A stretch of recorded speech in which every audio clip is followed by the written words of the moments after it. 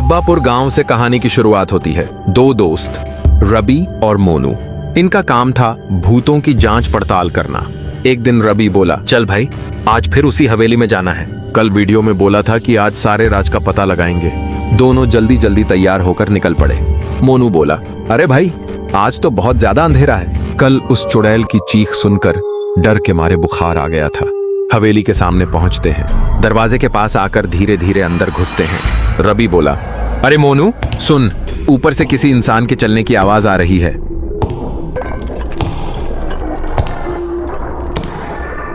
उस दिन सपने में भी ऐसी ही आवाज सुनी थी। रवि ऊपर जाकर देखने लगा, लेकिन वहां कोई नहीं था। वो पास की खिड़की के पास जाकर बाहर देखने लगा। उधर डरपोक मोनू हवेली के एक कमरे में चला गया। तभी किसी ने पीछे से उसके सिर पर वार कर दिया। मोनू गिरते हुए बोला, रवि बचा लो मुझे। और फिर उसने अपनी आखिरी सांस ले ली। रवि घबरा गया, दौड़ते हुए कमरे की तरफ भागा और जोर से चिल्लाया, कौन है वहां? सामने आ। लेकिन वहां कोई नहीं था। आखिर में वो हवेली के आखिरी कमरे तक पहुंचा और जो देखा वो उसकी रूह तक को हिला गया। मोनू की लाश पंखे से लटका हुआ। उसकी आंखों से आंसू बहने लगे। गले से टूटी हुई आवाज में बस इतना कहा, दोस्त मौत का बदला लेकर रहूंगा। रवि एक शाम को सामान की देखरेख करने वाले अंकल के पास गया और सारी बात बताई। उसने उस हवेली के बारे में भी पूछा। अंकल जी गहरी सांस लेकर बोले, आज से कई साल पहले की बात है बेटा। एक गांव में शाम के वक्त अचानक शोर मच गया। चोर चोर कहते कहते पूरे गांव में सन्नाटा छा गया। भोला राम नाम का एक आदमी था, सीधा सादा।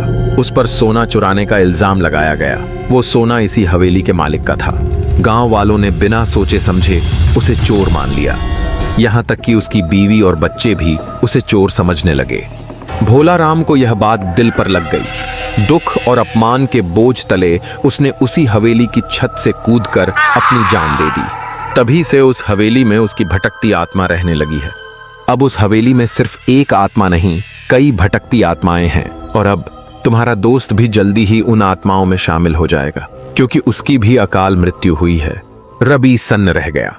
दोस्तों अगले पार्ट में आप देखेंगे कि रवि अपने दोस्त की मौत का बदला कैसे लेता है और उस जानलेवा हवेली को जड़ से मिटा देता है। अगर आप अगला एपिसोड देखना चाहते हैं तो कमेंट में लव इमोजी जरूर भेजें।